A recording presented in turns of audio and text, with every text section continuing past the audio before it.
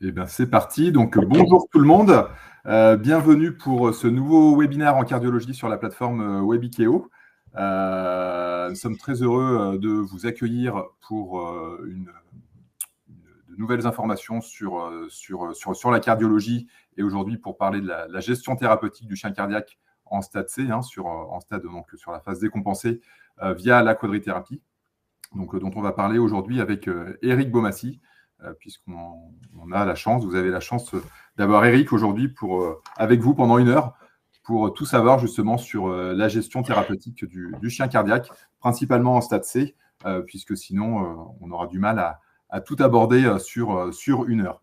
Alors aujourd'hui, vous êtes très nombreux, plus de 600 inscrits, 672 inscrits, donc preuve que la cardiologie intéresse vraiment beaucoup de monde. N'oubliez pas que vous pouvez poser vos questions dans le chat. On y répondra à la fin. On aura un temps dédié pour répondre aux questions. Et donc, l'idée, c'est de pouvoir aborder les différents points aujourd'hui avec Eric. Donc, bonjour Eric. Bonjour tout le monde. Je ne sais pas si c'est une chance, mais enfin, en tout cas, je ferai de mon mieux. Bon anniversaire, Mickaël. C'est l'anniversaire de Mickaël. Merci. C'est mon cadeau, en fait. Voilà, je me suis fait mon petit plaisir pour. Il s'est fait son petit plaisir de cardio, voilà, et il a différé son breuvage de champagne encore pendant 1 heure pour assister et animer cette webconf. Merci, Eric. Du coup, on va commencer. Peut-être, passer. Je t'ai envoyé la demande. Voilà. Exactement. Super. Tac. Donc, normalement, ça devrait s'afficher. C'est bon. L'idée, Eric, c'est de savoir un peu justement sur la bonne prise en charge comme ça du chien cardiaque. J'en parlais sur ma slide d'intro de la quadrithérapie, mais c'est vrai qu'on entend de plus en plus parler de quadrithérapie, de polythérapie. Est-ce que tu peux justement nous en dire un peu plus sur c'est quoi le principe de cette polythérapie, comment est-ce qu'on la met en place et qu'est-ce qui se cache derrière? Alors tout d'abord, merci à tous d'être aussi nombreux, plus de 600, presque 700 personnes qui sont connectées là pour ce webinaire. Contrairement à ce que disait l'invitation, en fait, j'ai quitté le CHV de Meaux. Maintenant, je travaille à Oliolis. J'ai fait ma migration dans le sud et je suis à la clinique Oliolis à Toulon jusqu'à la fin, je pense, j'espère en tout cas. Voilà, je vous remercie. Pour parler de la quadrithérapie, comme tu l'as dit, Mickaël, on va parler du traitement de l'insuffisance cardiaque chez le chien. Et d'abord et avant tout, on va faire un petit rappel, ça va être rapide, sur ce qu'est l'insuffisance cardiaque. Actuellement, l'insuffisance cardiaque, elle a connu de nombreuses définitions, mais elle se définit aujourd'hui comme un syndrome complexe dû à une baisse du débit cardiaque et ou une augmentation des pressions intracardiaques puis veineuses qui résulte d'une altération structurelle ou fonctionnelle. C'est-à-dire que ça inclut à la fois l'insuffisance cardiaque congestive d'amont, qui peut être droite ou gauche, avec augmentation des pressions veineuses systémiques ou d'augmentation des pressions veineuses pulmonaires, et le bas débit. C'est donc l'insuffisance cardiaque d'aval ou circulatoire avec une diminution du débit aortique pour le cœur gauche ou une diminution du débit artériel pulmonaire. Selon le cas, on aura une symptomatologie qui sera différente. L'insuffisance cardiaque congestive d'amont du cœur gauche, l'insuffisance cardiaque congestive gauche, qui va se manifester essentiellement par de l'œdème du poumon. Et quand c'est une insuffisance cardiaque congestive droite, par de l'ascite, de l'épanchement pleural, l'épanchement péricardique chez le chien. Et lors de bas débit à gauche, lors de cardiopathie gauche, intolérance à l'effort, fatigue, faiblesse, syncope, lipothymie. Et dans les cas les plus évolués, à droite aussi, muqueuse pâle, poids artériel diminué, une baisse vraiment importante de pression artérielle s'il y a une baisse de débit, hypothermie, état de choc. Et donc, cette insuffisance cardiaque, elle est classée en 4 catégories. C'est la classification de l'ACVIM, A, B, C, D. Et on va parler d'insuffisance cardiaque à partir du stade C. D'insuffisance cardiaque congestive, de décompensation. Le stade A, il n'y a pas de cardiopathie, simplement des races à risque qui vont être visées, comme le cas avec King Charles par exemple. Le stade B, ce sont des stades pour lesquels il n'y a pas de symptômes. Alors, la maladie valvulaire est présente, mais il n'y a pas de symptômes encore. Et où il n'y a pas de remodelage, mais en tout cas, il n'y a pas de symptômes. Et ce qui va nous intéresser, c'est le stade C. Alors, C aigu ou C chronique, CACC, ou le stade D, le stade plus évolué, D aigu ou D chronique, aigu nécessitant en général l'hospitalisation et chronique pouvant être traité à domicile. Alors, qu'est-ce que la quadrithérapie? Une fois qu'on a fait ces rappels, la quadrithérapie, c'est l'association de 4 médicaments.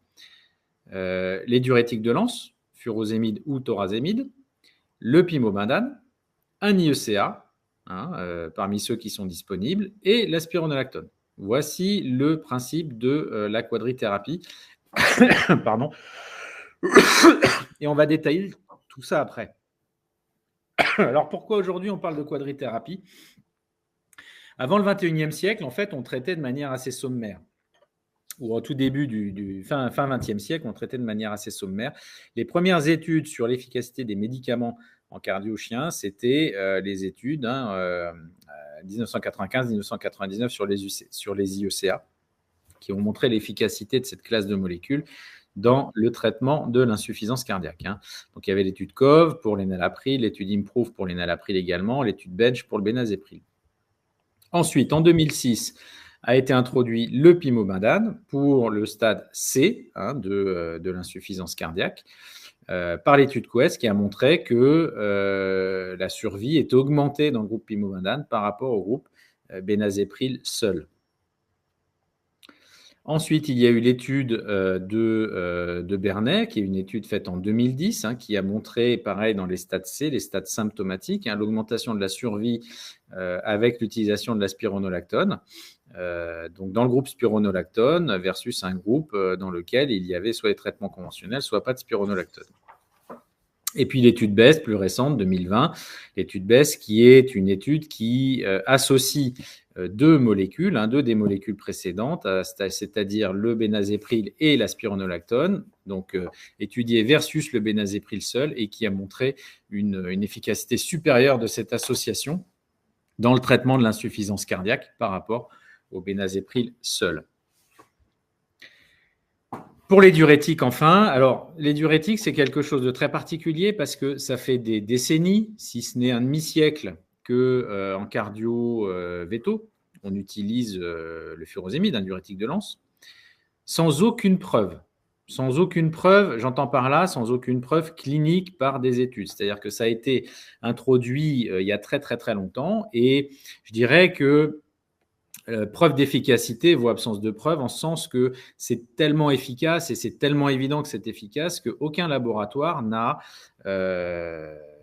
vraiment réalisé d'études cliniques comme on les réalise aujourd'hui, comme toutes celles que je viens de vous montrer, sur le furosémide. En fait, les études sur… Mais bon, voilà, il n'y en avait pas besoin. Et ça a un coût, c'est un investissement, c'est beaucoup de temps, c'est beaucoup de travail de réaliser une étude clinique. Et c'est vrai que sur le furosémide, ce n'était pas nécessaire parce que c'était tellement évident que c'était efficace et que ça faisait partie du traitement de l'insuffisance cardiaque du chien qu'il n'y avait pas eu finalement besoin de ça. Les premières études finalement sur telles qu'on les entend. Là, vous avez les papiers sur les diurétiques de Lens, c'est l'étude sur le thorazémide, donc à la fois avec l'étude TEST et l'étude Carpodiem, pour essayer de montrer la non-infériorité du thorazémide par rapport au furosémide. Et donc, ces deux études, avec des designs assez similaires et des résultats assez identiques également, ont montré de manière claire que le thorazémide n'était pas inférieur au furosémide, voire même…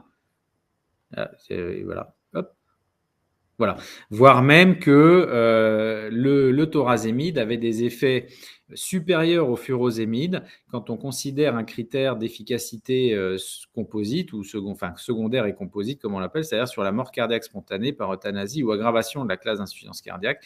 Effectivement, l'utilisation du thorazémide réduit de 50% le risque d'atteindre ce critère par rapport au furosémide.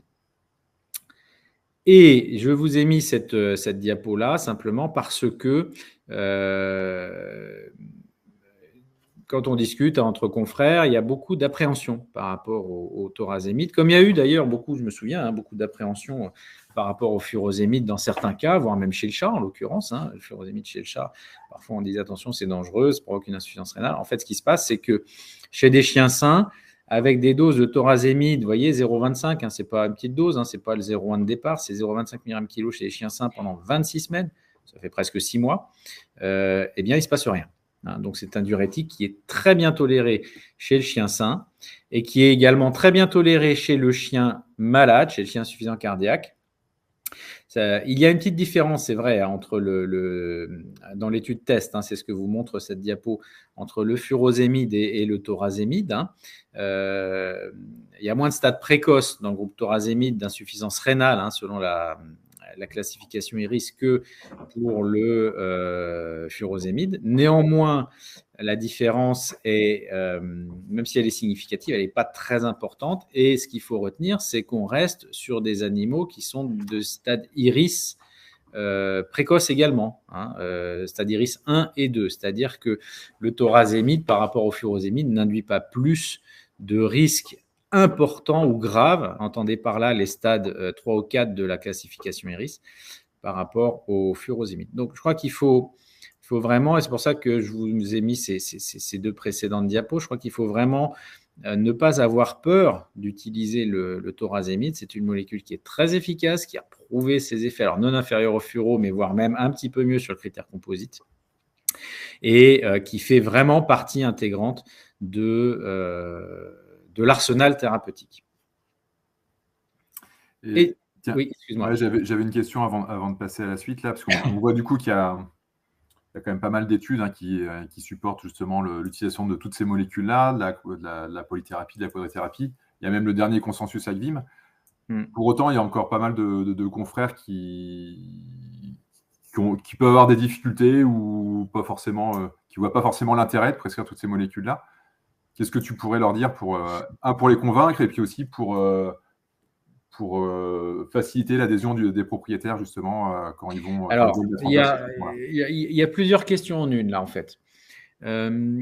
Si on suit le consensus de l'ACVIM, si on suit les recommandations, alors c'est vrai que ce n'est pas encore ce qu'on pourrait appeler un document opposable, mais en l'occurrence, à partir du moment où il y a des recommandations et qui sont reconnues internationalement, on pourrait se dire qu'il faut les suivre. C'est pas on peut, c'est il faut les suivre parce qu'un jour, il pourrait nous être reproché de ne pas les avoir suivis si jamais ça se passait mal pour un animal. Mais ce n'est pas encore le cas, et tant mieux. Il ne faut surtout pas pousser en ce sens-là. Il n'empêche que le premier aspect de ta question, la première réponse que je pourrais faire, c'est que toutes ces molécules sont de classes thérapeutiques différentes. On a des inhibiteurs de l'enzyme de conversion, on a des inhibiteurs des phosphodiestérases, le pimobandane, on a des diurétiques, alors deux, même classe et diurétique de Lens, mais deux, avec des propriétés différentes, et on a un anti-aldostérone.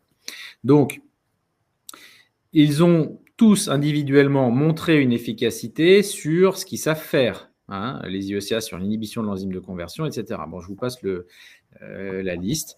Et pour le traitement optimal, on va dire, de l'insuffisance cardiaque, il faut agir sur chacun de ces mécanismes, sur l'enzyme de conversion, sur les phosphodiestérases, sur le néphron pour avoir un effet diurétique, sur l'aldostérone, etc. Donc, dans l'absolu, dans l'idée, de manière idéale, oui, il faut cette quadrithérapie. Maintenant, dans la vraie vie, ce n'est pas toujours le cas. Il y a à la fois l'idée de se dire qu'on fait passer un chien de 0 médicament à 4 médicaments, à partir du moment où il passe du stade B2 au stade C, ce qui n'est pas tout à fait vrai parce qu'en stade B2, normalement, il est déjà traité. Ce n'est pas le cas de ce webinaire, mais en stade B2, on sait qu'il est déjà traité avec du pimobandane. J'ai pour habitude aussi, sur des critères objectifs, qui sont des critères cliniques, des critères radio, aussi des critères écho, quand je vois qu'il s'approche du stade C, de prescrire des diurétiques un petit peu avant l'œdème. C'est toujours mieux. Toujours mieux de le faire et d'essayer de prévenir un petit peu avant, quitte à ce que ce soit à des doses pas très fortes, 1 mg kilo jour, voire même un petit peu en dessous. J'ai observé que j'ai moins d'œdème aigu du poumon avec un chien qui crache ses poumons à 3 heures du matin sur le tapis de la consultation. Et puis, voire même des chiens qui passent du stade B2 au stade C. On ne voit rien. Les propriétaires ne voient rien. Alors, ce n'est pas des chiens de sport, bien sûr. C'est souvent des petits chiens de compagnie qui font beaucoup de canapés, qui se promènent que très peu, etc. Mais ces chiens-là passent tranquillement le cap du stade C de la décompensation sans manifester de symptômes importants. Donc, normalement, ils sont déjà un petit peu traités en stade B2. Donc, on ne passe pas dans l'absolu, on ne passe pas de 0 à 4 médicaments. On passe de 1 voire 2 médicaments, on va dire, à effectivement un complément de 4 médicaments. Ça justifie très bien parce qu'on peut expliquer au propriétaire que là, il n'était pas insuffisant cardiaque et puis qu'il l'est devenu et que là, il faut forcer le traitement. C'est un discours qu'on accepte très bien chez nous, chez l'homme. Quand on vous dit, bon, là, vous étiez en bonne santé et puis là, vous ne l'êtes plus. Si vous voulez vivre plus longtemps, maintenant, il faut prendre ça. Au moins, au début, on le prend. Ensuite, pour favoriser l'observance. Donc ça, c'est pour le début. Pour la suite, et favoriser l'observance, il y a plusieurs critères. Il y a la prise du médicament. hein, voire même de plusieurs médicaments. Donc, il faut faciliter, on va dire, l'acte lui-même, hein, auprès des gens, en leur proposant des piluliers, en les aidant, en leur expliquant bien comment faire ça. Et il y a le coût. Il y a le coût surtout, hein, de tous ces traitements, parce qu'au bout d'un moment, ça commence à revenir cher. Alors, quand on a des chiens de petit format, pas trop, encore que ça dépend des budgets. Mais ça peut revenir cher. Alors, après, on est obligé aussi, parfois, hein, dans certains cas, de hiérarchiser, de privilégier un certain nombre de médicaments. Chose assez certaine, c'est que diurétique, on ne fait pas l'impasse. Ça, c'est obligatoire, les diurétiques. C'est de l'insuffisance cardiaque la plupart du temps. Congestif, il faut décongestionner. D'accord ? Pimobindane, dans la mesure où si ils sont bien prévenus depuis un certain temps, ça fait 1 an, 2 ans, 2 ans et demi, peut-être qu'ils prennent du pimobindane. On ne va pas l'arrêter. Hein, les gens sont habitués à payer le pimobindane, donc ils vont continuer. Donc pimobindane diurétique. L'IECA, du coup, on l'introduit. Hein, là, c'est un coût supplémentaire, mais on l'explique. Et on peut aussi introduire, alors soit en même temps, soit en différé, encore une fois pour des questions de budget ou peut-être d'aspect pratique de délivrance, de délivrance par le propriétaire, mais d'administration, par le propriétaire. Dans ce cas, on se réfère à l'étude BEST et on explique au propriétaire que oui, c'est un coût encore en plus, c'est un 4e médicament de rajouter la spironolactone, mais qu'on a bien prouvé, assez récemment d'ailleurs, mais qu'on a bien prouvé quand même, que c'était plus efficace de le donner avec les précédents, enfin l'un des précédents, en tout cas l'IECA, plutôt que de laisser l'IECA seul. Donc voilà, c'est pas toujours simple, hein, la quadrithérapie, il faut la gérer, il faut la moduler, il faut l'expliquer. Dans l'absolu, oui, il faut la faire. Dans la pratique, il y a plein d'autres facteurs qui rentrent en ligne de compte. Mais d'une manière ou d'une autre, on arrive à surmonter les obstacles, qu'ils soient d'administration, de coûts, en expliquant ou alors en introduisant progressivement. Ok. Et une chose importante, c'est d'expliquer, et c'est aussi de revoir régulièrement et d'assurer un suivi régulier justement sur ces chiens-là. Exactement, c'est ce qu'on a mis là. Dans le stade C chronique, hein, le suivi court, moyen, long terme, c'est quoi ? C'est demander au propriétaire de calculer la fréquence respiratoire à la maison. Hein. Quand le chien dort, hein, toujours quand le chien dort, il a été montré qu'en dessous de 30, il n'y a pas d'œdème, au-dessus de 40, il y a un œdème. Donc, il faut que les propriétaires mesurent ça. Alors, il y a des applis qui peuvent aider. Hein. Je crois qu'il y a une appli Seva. Hein. Oui, tout à fait. Voilà. Suivi, elle s'appelle Suivi Chien. Voilà, il y a une appli Seva, Suivi Chien, qui permet de suivre ça pour les propriétaires qui ont des smartphones. C'est assez pratique. En plus, ils peuvent vous envoyer le mail pour la courbe. Ça vous fait la courbe respiratoire. Donc, en dessous de 30, pas de problème. Au-delà de 40, on est sûr quasiment à 100% qu'il y a un œdème. Entre 30 et 40, c'est la petite zone de gris qui fait qu'on surveille. Ça peut être un artefact. Hein, s'il est à 25 tout le temps, qu'il monte à 35 et que le lendemain, il revient à 25 pour les 3 mois qui suivent, c'était rien. Mais bon, s'il passe de 25 à 28, à 30, à 32, à 36, d'une mesure à l'autre, c'est que là, il est en train de se passer quelque chose. C'est que là, l'œdème est en train de revenir et qu'il faut absolument revoir le chien et reconsulter. Ensuite, examen clinique cardiovasculaire tous les 3 mois en stade C chronique. Hein. Cas particulier du thorazémide, encore une fois, quand bien même il n'est pas, on peut l'utiliser de manière assez simple et de manière assez sécure. Il vaut mieux quand même faire les petits contrôles, c'est ce qui est recommandé en plus dans l'étude test.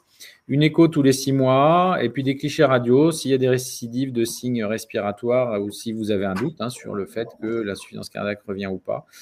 Avec ensuite, à la demande, CG ou Holter s'il y a des arythmies, mesure de pression artérielle, surtout si vous avez une suspicion d'insuffisance cardiaque à bas débit, donc l'insuffisance cardiaque d'aval, qui fait que vous allez avoir un chien hypotendu. On ne va pas rechercher une hypertension dans les stades C, dans les stades d'insuffisance cardiaque congestive ou dans les stades d'insuffisance cardiaque à bas débit. On ne recherche pas une hypertension artérielle, on recherche une hypotension artérielle.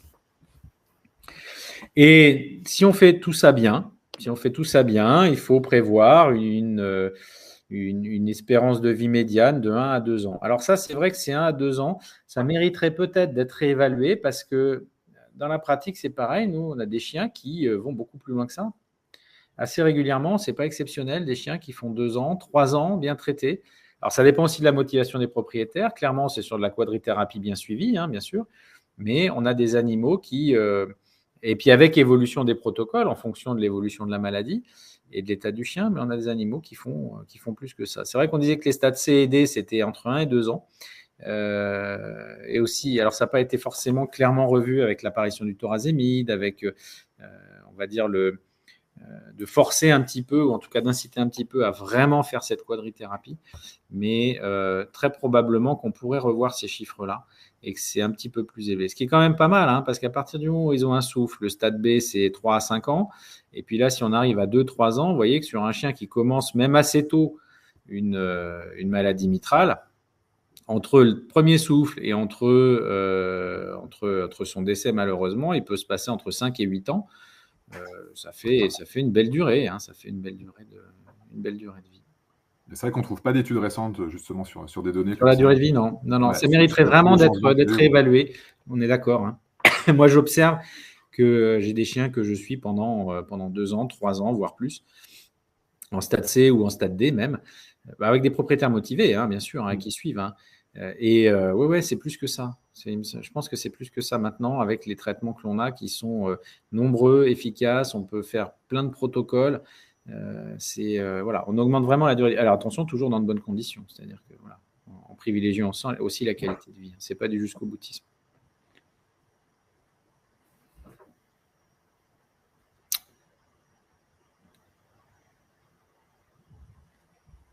Ça, c'était pour vous illustrer un petit peu d'une autre manière, un peu l'évolution, hein, avec toutes les phases congestives et jusqu'au stade D. En fait, voilà comment ça se passe, hein, l'évolution de la maladie mitrale et de l'insuffisance cardiaque, avec une montée progressive des stades.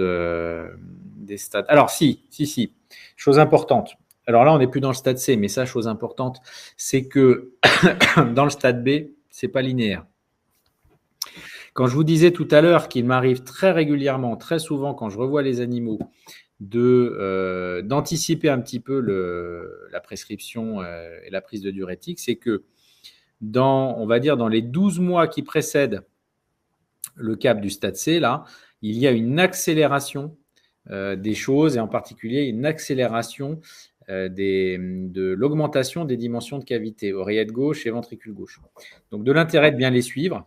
Et c'est à partir de là où moi, je me dis, attention, si je commence à observer ça, j'ai, peut-être 1 an devant moi, une médiane d'1 an devant moi pour me dire, il va falloir que je fasse attention que le stade C apparaisse. Et un petit peu avant, effectivement, quand je vois que, par contre, l'oreillette augmente de manière un petit peu plus persistante, etc., un petit peu avant, voilà, je délivre un diurétique et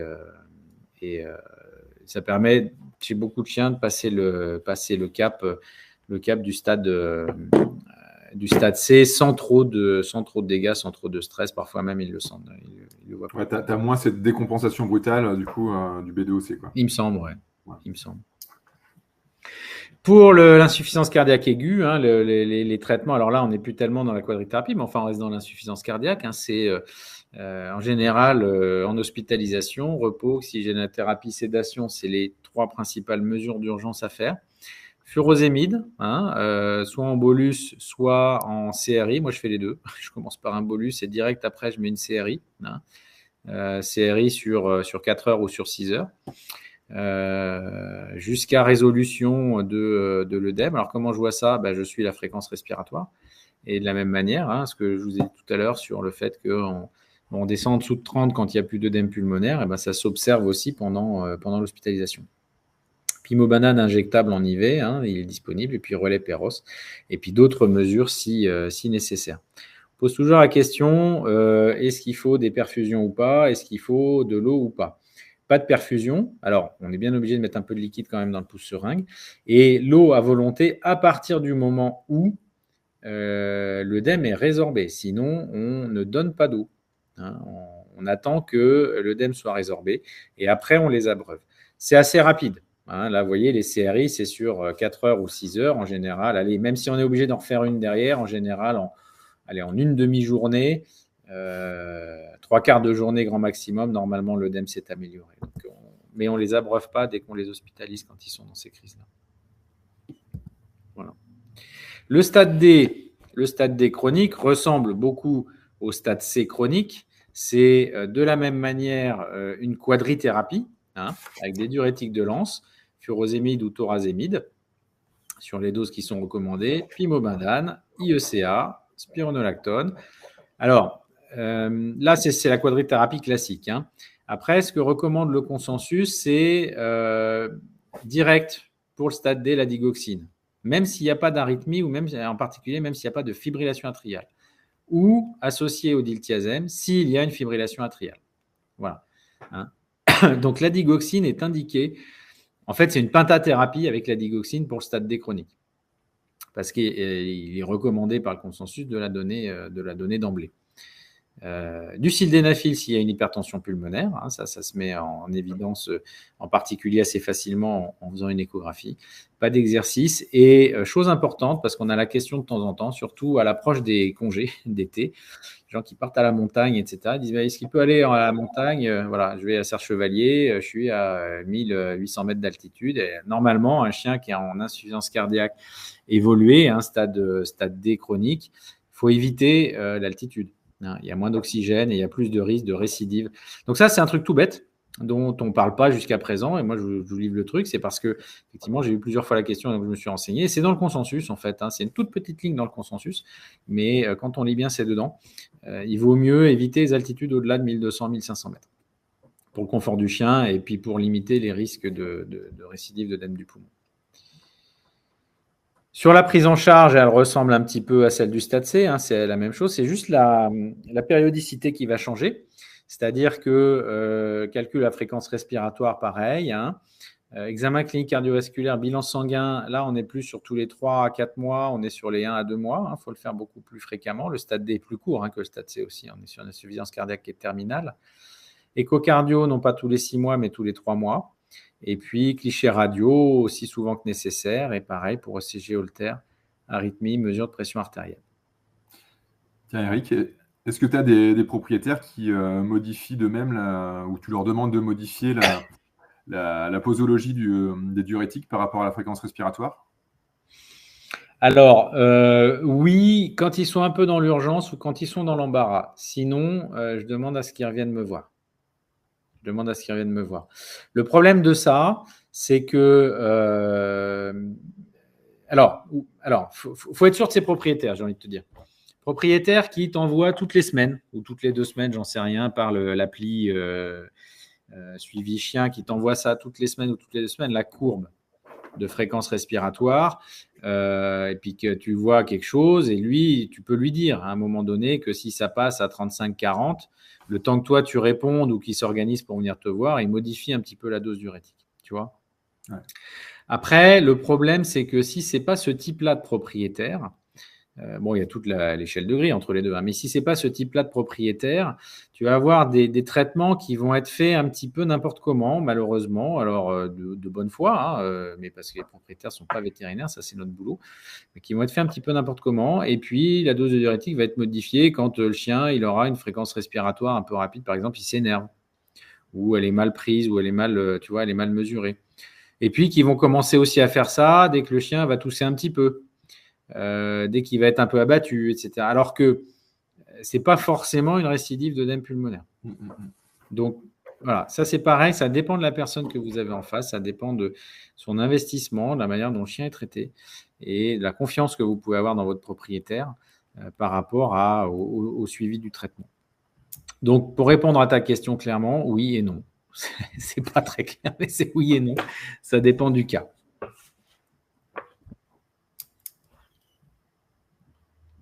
Et après, sur la gestion de la phase aiguë, j'imagine, c'est pareil, tu as des périodes où tu… Exactement, voilà, la gestion de la phase aiguë, c'est pareil.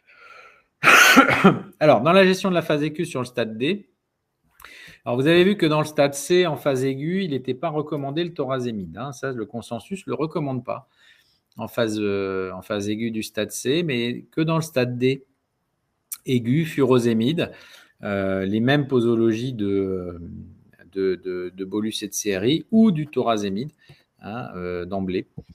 Pimobandane, pareil. Et puis du sildenafil s'il y a une hypertension pulmonaire. Ce qui Ce qui gêne dans le stade D, c'est qu'on a assez régulièrement ce qu'on appelle de l'œdème réfractaire. C'est-à-dire que là, pour le coup, on a un petit peu plus de difficulté à le résorber. Un premier œdème du poumon, un chien non traité, là, on est sur du velours, ça se résorbe tout seul. Le chien, il a déjà son 5 ou 6e œdème, il a un traitement optimisé. Là, on va avoir du mal quand même à le résorber et en plus parce qu'il a une certaine habitude des traitements et qu'on se pose la question de savoir comment faire encore mieux que ce qu'on faisait à la maison. Et parfois, c'est là que les autres mesures prennent tout leur sens, c'est-à-dire que tout ce qui va être épanchement, etc., peut nécessiter d'être ponctionné. En particulier l'acite, un chien qui a une insuffisance cardiaque congestive évoluée, qui fait de l'acite, il ne faudra pas hésiter éventuellement à ponctionner l'acide. On tient des chiens très longtemps avec des ponctions d'acide pour autant que le propriétaire suive, pour autant que c'est une fréquence raisonnable. Pour moi, plus d'une fois par mois, là, ça commence à devenir un petit peu compliqué. Mais un chien que vous allez ponctionner, allez, on va dire au pire toutes les 3 semaines, un mois, je veux dire, c'est possible. C'est possible. Mais il y a une chose aussi dont on ne parle pas et qui mériterait d'être étudiée, c'est que je ne sais pas si ça vous fait ça, si vous observez ça dans votre pratique, mais moi, autant j'en voyais beaucoup avant, des chiens insuffisants cardiaques qui avaient de l'acide, autant j'en vois beaucoup moins aujourd'hui. Et je pense que l'efficacité des traitements que l'on utilise aujourd'hui y est pour beaucoup, en particulier le thorazémide. Le thorazémide qui, alors selon des données personnelles que nous avait communiquées Valérie Chetboul à l'époque sur son expérience, le thorazémide qui serait plus efficace que le furosémide sur l'acide, sur l'insuffisance cardiaque droite. Et c'est vrai que aujourd'hui, je vois très peu d'animaux qui ont de l'acide et que je suis obligé de ponctionner. Mais par contre, ils ont des traitements qui sont optimisés. Bien sûr, ils ont une quadrithérapie pour revenir un petit peu dans le centre et le thème de ce webinaire. Et avec des traitements optimisés, des protocoles optimisés, c'est vrai qu'ils ont moins de... J'en vois moins, je fais beaucoup moins. Avant, j'en faisais plein des ponctions quand j'ai commencé, j'ai fait de la cardio, on faisait plein de ponctions d'acide. Aujourd'hui, quasiment plus. Mais je pense que les traitements sont beaucoup plus efficaces aujourd'hui que... plus efficace, ça emmène plus loin, ça mériterait aussi d'être étudié, moins d'acide, moins d'insuffisance cardiaque congestive droite. Ça, c'est une particularité. Il y a peut-être des propriétés des molécules dans la quadrithérapie qu'on utilise qui sont plus efficaces que ce qu'on avait avant sur ce symptôme-là en particulier, etc., etc. Mais sinon, le stade D aigu n'est pas toujours évident à prendre en charge. Faut faire au mieux, faut faire ce qu'on peut, mais on est souvent confronté à un œdème réfractaire et là, il ne faut pas hésiter, si c'est nécessaire, à envisager que ce soit des ponctions.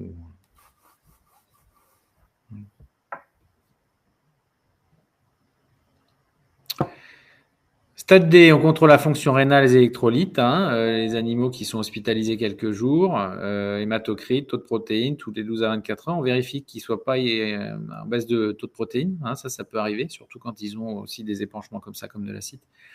On prend régulièrement la fréquence cardiaque, la fréquence respiratoire, la pression artérielle.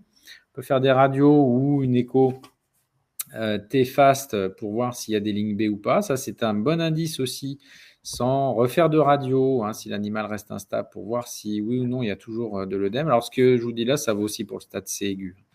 Et puis, bien sûr, restriction de l'exercice. En l'occurrence, ce sont des animaux qui sont dans des cages. Donc, quand ils sont hospitalisés, en général, il ne faut pas énormément d'exercice.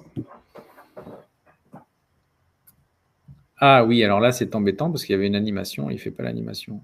Oui, en effet. Là, la plateforme, elle ne fait pas l'animation. Non, parce que c'est le PDF, du coup, ça a mis les choses à plat. Ah, punaise, c'est un PDF, d'accord, ok. Bon, c'est pas grave. On va le faire en direct.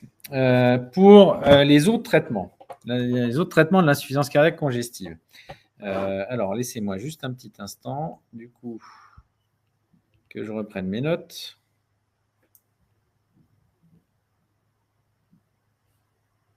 Qu'est-ce que c'est que ces notes? Voilà. Pour les autres traitements de l'insuffisance cardiaque congestive, qu'est-ce que j'avais mis sur cette animation? Le nitroprussiate de sodium, ou le nitroprusside, la dobutamine, l'hydrochlorothiazide ou l'hydralazine, ou l'amlodipine, qui sont des médicaments que vous pourrez trouver, qui sont cités, etc. Ce sont tous des médicaments qui ne vont être indiqués que dans les stades C et D aigus. D'accord? Que dans les stades C et D aigus.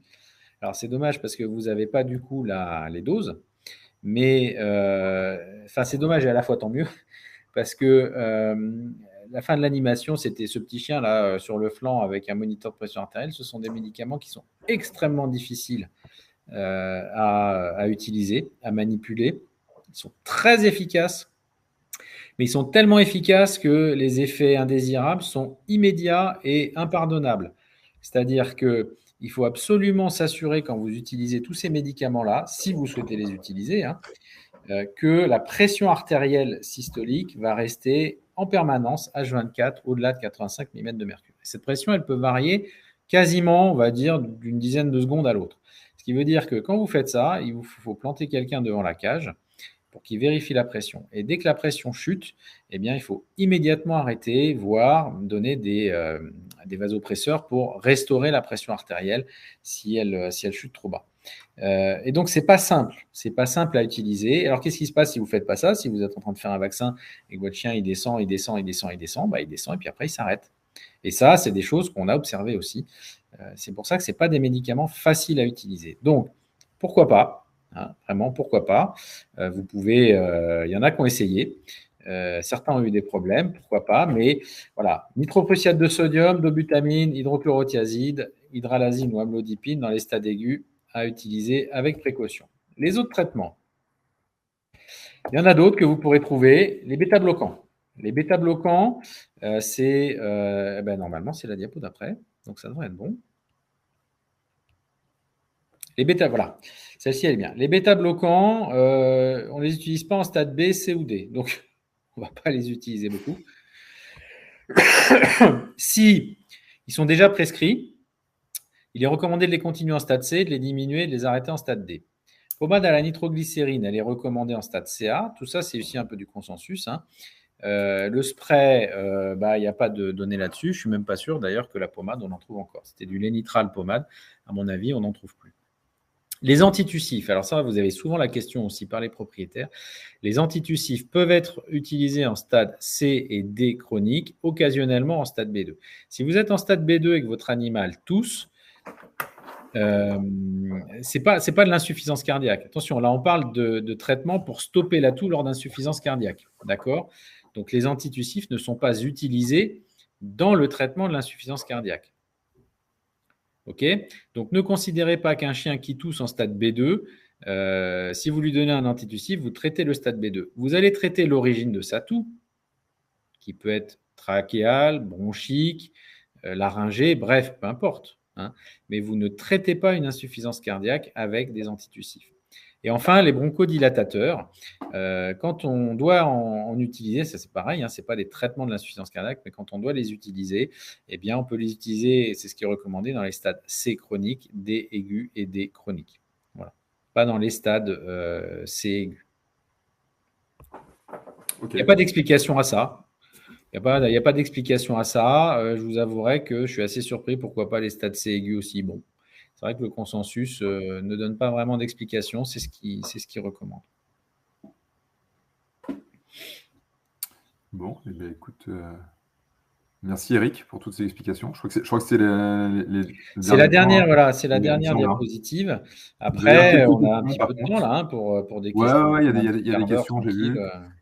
Si tu remontes les questions, moi j'ai pas le panneau là. Non, mais je te les remonte. Ouais. Je te les remonte. Alors ça commence par un témoignage en Savoie où donc Margot qui te confirme qu'en Savoie, la décompensation brutale des chiens lors de la montée en altitude est assez classique. Eh oui. Donc non mais c'est vrai, c'est vrai. Ensuite, une question pour le suivi de la fonction rénale. Savoir si tu te contentes de faire urée-créate ou est-ce que tu rajoutes SDMA, phosphore et analyse urinaire? Non, je ne rajoute pas tout ça. Le consensus ne le conseille pas non plus d'ailleurs. Urée, ça, oui, on peut l'urée. De toute façon, elle va toujours être un petit peu élevée, ce qui est normal. Ça prouve au moins que le diurétique fonctionne. Ce n'est pas une preuve d'insuffisance rénale. J'espère qu'on est tous conscients de ça et qu'on est tous d'accord avec ça. Une urémie à 1 gramme chez un animal, si la créatine normale, et qu'elle n'a pas bougé dans son intervalle de référence. c'est pas de l'insuffisance rénale, hein. C'est simplement que voilà, c'est pré-rénal, c'est que le diurétique fonctionne et qu'au contraire, il fonctionne bien, c'est-à-dire que le rein, lui, n'est pas abîmé, il réabsorbe correctement l'urée comme il doit la réabsorber. Ouais, je fais urée-créate, ionogramme, hein, ionogramme important, hein, mais pas forcément SDMA, phosphore et tout ça. Alors c'est vrai, il y a des articles là-dessus. Alors sur la SDMA, non, mais sur l'intérêt du phosphore, du glucose aussi, hein. Mais c'est plus pronostic de l'insuffisance cardiaque que suivi du développement d'une insuffisance rénale. Ok. J'ai une question d'un presque homonyme, un Eric B, qui précise de la plaine d'Alsace. Objectivation de l'HTAP, diagnostic et quantification. Eh ben par écho avec le Doppler et la mesure de l'insuffisance tricuspidienne, hein, et en utilisant l'équation de Bernoulli. Delta P, le delta de pression entre le ventricule droit et l'oreillette droite en systole, il est égal à 4 fois la vitesse au carré. Si vous avez la vitesse de l'insuffisance tricuspidienne, vous obtenez le delta P. Donc delta P qui est, je le répète, la pression du ventricule droit moins la pression de l'oreillette droite. Donc vous passez la pression de l'oreillette droite de l'autre côté et ça vous donne la pression du ventricule droit en systole qui est égale à la pression de l'artère pulmonaire en systole, à une condition, c'est qu'il n'y ait pas de sténose pulmonaire, sinon ça ne veut plus rien dire. En systole, le tuyau, l'artère pulmonaire, il est ouvert complètement avec le ventricule, donc les pressions sont identiques dans l'un comme dans l'autre. Donc la pression artérielle pulmonaire en systole est égale à la pression du ventricule droit en systole, et on mesure cette pression du ventricule droit en systole par cette équation de Bernoulli en mesurant la vitesse max de l'insuffisance tricuspidienne. Si je suis allé trop vite et si ça n'a pas été assez clair, on pourra avec Mickaël vous renvoyer le truc. Mais c'est comme ça qu'on le fait de manière indirecte à l'écho. Ensuite, quels antitussifs et bronchodilatateurs sont recommandés et prouvés efficaces? Mais du coup, je crois que. Je crois que j'ai répondu. Enfin, j'ai répondu non, mais je n'ai pas donné de nom. Tu as cité antitussifs et bronchodilatateur, mais oui, mais pas dans le traitement de l'insuffisance cardiaque. Ça, c'est les recommandations c'est du symptomatique. Hein. L'insuffisance cardiaque, l'œdème pulmonaire ne fait pas tousser. Ce qui fait tousser, c'est quoi? Enfin, sauf quand le chien se noie et qu'il a du liquide jusque dans la trachée. Mais ce qui fait tousser, c'est quoi? C'est essentiellement, à cause du cœur, la grosse taille du cœur, qui de façon mécanique va appuyer sur la bifurcation trachéobronchique et va soulever cette bifurcation. Ça, c'est une première chose, à cause du cœur. Et deuxième chose qui fait tousser, quand les animaux sont cardiaques, c'est que très souvent, ils ont aussi une maladie bronchopulmonaire ou trachéobronchique concomitante. Et c'est ça qui fait tousser. Alors pourquoi est-ce qu'un œdème pulmonaire ne fait pas tousser? La toux, c'est un arc réflexe. D'accord? Vous avez des récepteurs, vous avez une voie afférente à l'intégration, une voie efférente et puis des effecteurs. Il n'y a pas de récepteur de la toux dans les alvéoles pulmonaires, dans le parenchyme pulmonaire profond. Donc un chien qui fait un œdème du poumon respire mal parce que les échanges gazeux, les échanges en oxygène au niveau des alvéoles se font mal, mais il ne tousse pas. À moins qu'effectivement, il soit rempli jusque-là. Parce que là, du coup, vous allez avoir du liquide dans les bronches et puis dans la trachée. Et là, oui, ça va stimuler les récepteurs de la toux. Mais il n'y a pas de récepteur de la toux dans le parenchyme pulmonaire profond, dans les alvéoles et puis dans les bronchioles. Donc, ce qu'on traite, c'est une autre maladie. D'accord? Ça ne sert à rien de traiter de la toux avec des diurétiques à forte dose. Parce que plus vous augmentez, et là, si la toux ne passe pas, vous vous dites, oh là là, parce que vous ne traitez pas la bonne chose. Et ce qu'on traite, c'est une autre maladie où on essaye de traiter, ou en tout cas d'atténuer les symptômes qui sont liés à la compression bronchique par la grosse taille du cœur. Mais on ne traite pas l'insuffisance cardiaque avec des antitussifs ou des bronchodilatateurs. Question suivante.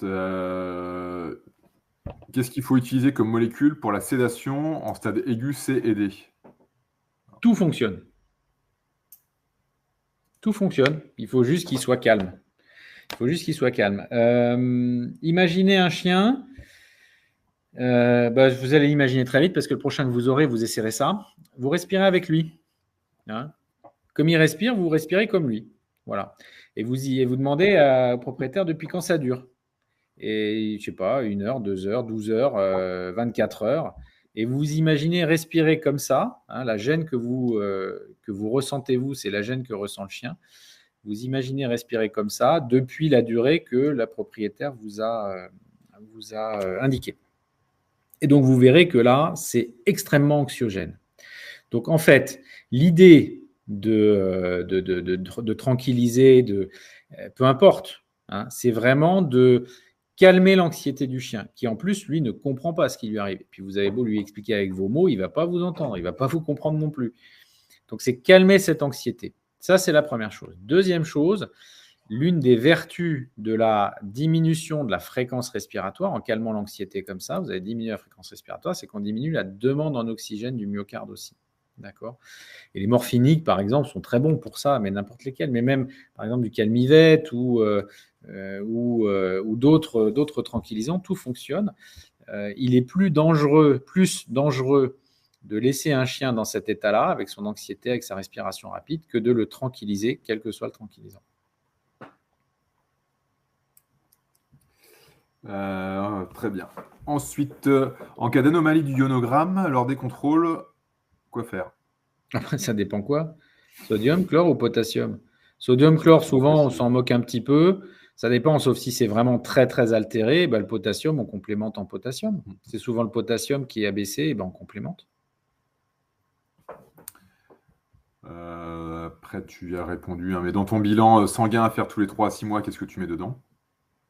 C'est ça. Hein, oui, alors j'ai répondu partiellement. Moi, je mets urée, créate, ionogramme. Voilà. Question suivante. Alors, à voir si c'était une réponse rapide, mais en tout cas, il y a eu un webinaire dédié avec toi justement sur le thorazémide. C'est quelle posologie tu utilises pour le thorazémide? Alors, en effet, il y a eu le webinaire dédié. Cette personne, tu pourras peut-être lui envoyer le replay? Ouais, je pense. En plus, non, mais je vais y répondre, bien sûr, mais en plus de la réponse, parce qu'effectivement, on a eu une discussion très intéressante à la fin de ce webinaire sur les différents protocoles. Ça va dépendre un petit peu de la première ou de la seconde intention, ça va dépendre un petit peu du cas, ça va dépendre un petit peu si on switch ou pas, s'il s'agit d'un chien ou d'un chat, hein, d'accord. C'est sûr que le chat par exemple, qui a une insuffisance cardiaque très évoluée et qui arrive avec un épanchement pleural, je pense que là, on peut donner d'emblée du thorazémide à une dose qui va être une dose déjà importante parce que, alors, il faudra peut-être ponctionner l'épanchement quand même pour le soulager rapidement, mais on sait déjà, celui-ci, qu'une dose de 1 mg kg de furosémide, ça ne suffira pas. Donc, on va donner du thorazémide à 0,2, 0,3 par exemple. Quand on doit switcher, ça va dépendre un petit peu de la dose de départ du furosémide. Ensuite, on peut associer les deux aussi sur des protocoles où on peut par exemple faire le thorazémide le matin et le furosémide le soir. Si le chien nécessite un petit rappel diurétique entre guillemets ou un petit shoot de diurétique le soir pour passer la nuit tranquillement. Voilà. Donc là, il y a pas une réponse, il y en a plein.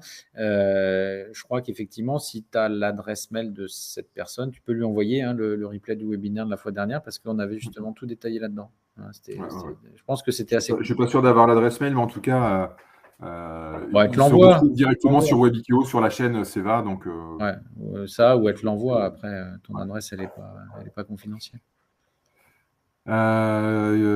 Ensuite, si jamais tu as un chien cardiaque, donc il y a une MRC, quelle posologie pour la quadrithérapie? À mon avis, c'est est-ce que tu ajustes les doses sur certaines molécules? Ah oui, bien sûr.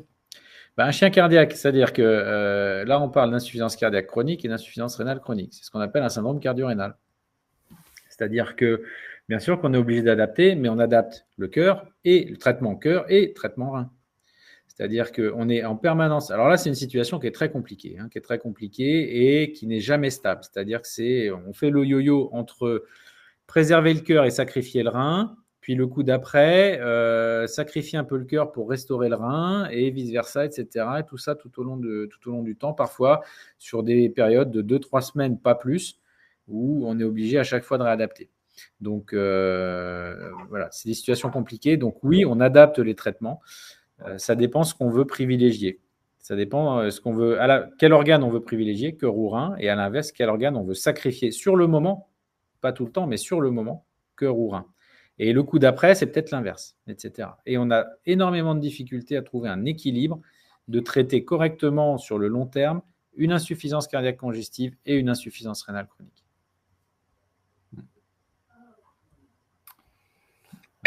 Ensuite, pour la série de diurétiques, est-ce que tu conseilles de diluer dans du NaCl ou du Ringer?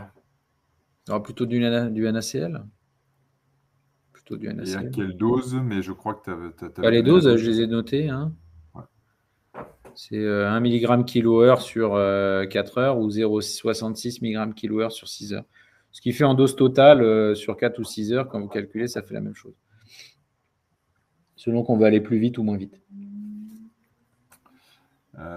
Ensuite, alors les doses de diurétiques que tu prescris le plus souvent en stade C, et donc pour le furosémide? J'ai pas de réponse à ça. Ouais. J'ai pas de réponse. Les doses de diurétiques, lequel?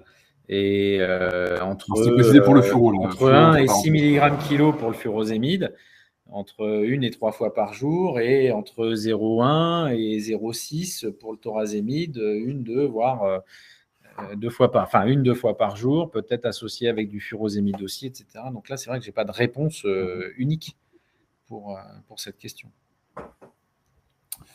Allez, il reste 2 questions. Est-ce que tu as déjà observé des effets neuro ou troubles du comportement avec le PIMO? Non.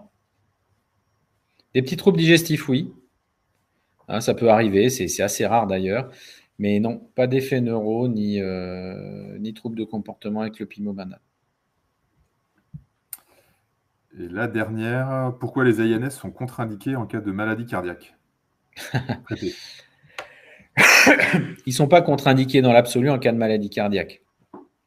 Ils vont être plus délicats à utiliser lors d'insuffisance cardiaque congestive évoluée.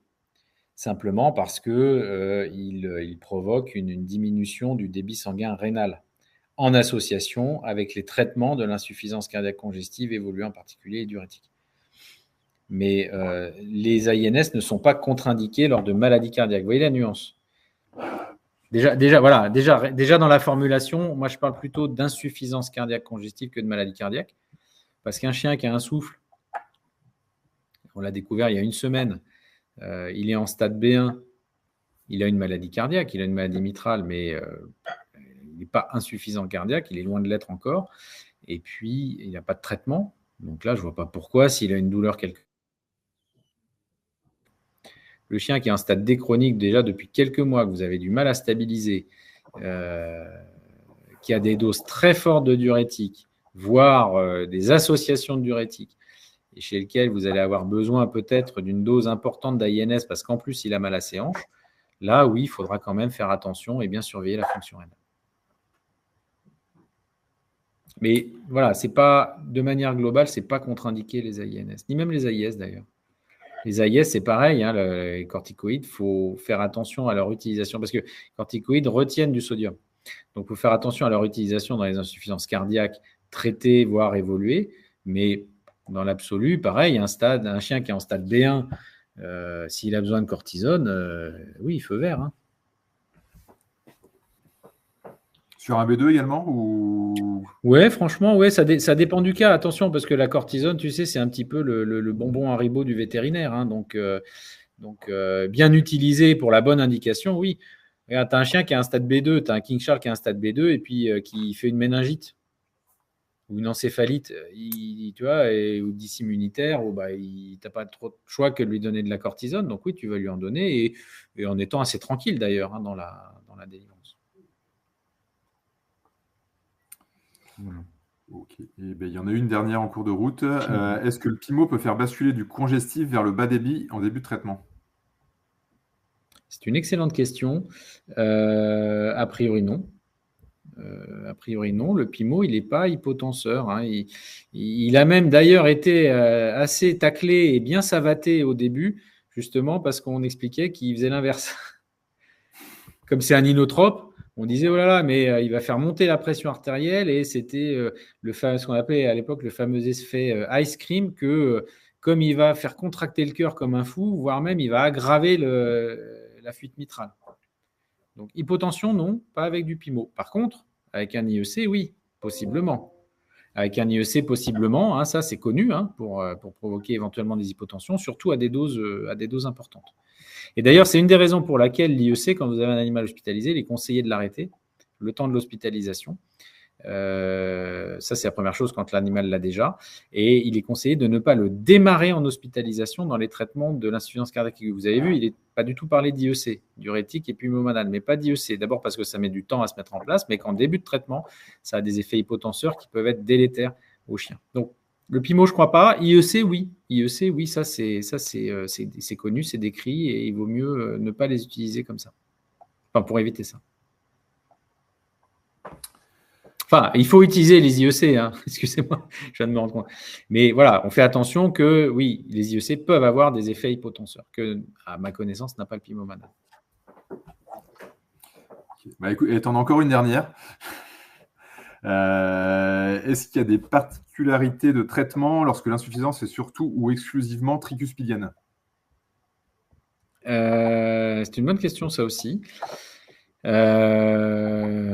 On parle, enfin, le consensus, il parle de maladie mitrale, hein. L'insuffisance tricuspidienne, dans la très très grande majorité des cas, elle n'est pas grave, elle est beaucoup fonctionnelle, elle est lésionnelle lorsqu'il s'agit de, par exemple, de maladie d'Epstein, hein, mais là on parle de maladie congénitale. Les spécificités de traitement, non. On est sur de l'insuffisance cardiaque congestive droite. Souvenez-vous de mes 2 premiers schémas. Hein, c'était important ces 2 schémas. C'est-à-dire qu'il y avait d'un côté l'insuffisance cardiaque congestive et de l'autre côté l'insuffisance cardiaque de bas débit. Et dans l'insuffisance cardiaque congestive, c'était à la fois gauche et droit. Ce qui veut dire que on va traiter globalement de la même manière une insuffisance cardiaque congestive droite qu'une insuffisance cardiaque congestive gauche. Avec les nuances que j'ai dit tout à l'heure, c'est-à-dire qu'on a le sentiment aujourd'hui, même s'il n'y a pas de preuve encore, que peut-être le thorazémide fonctionne mieux sur les symptômes d'insuffisance cardiaque congestive droite que le furosémide, hein, et que pour la gauche, finalement, que ce soit thora ou furo, c'est pareil.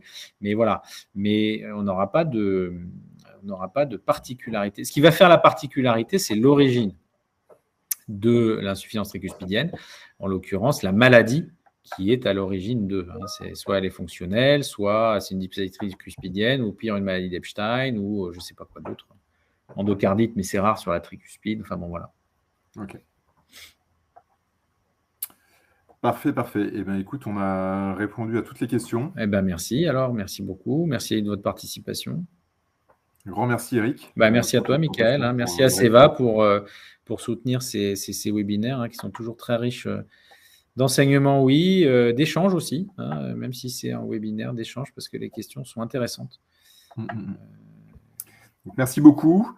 Je vous souhaite à tous une bonne journée, bon après-midi, des belles consultes. Et puis, beaucoup de cardio.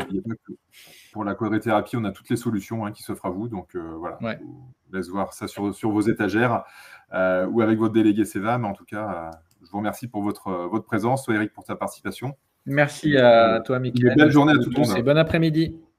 Allez, au revoir.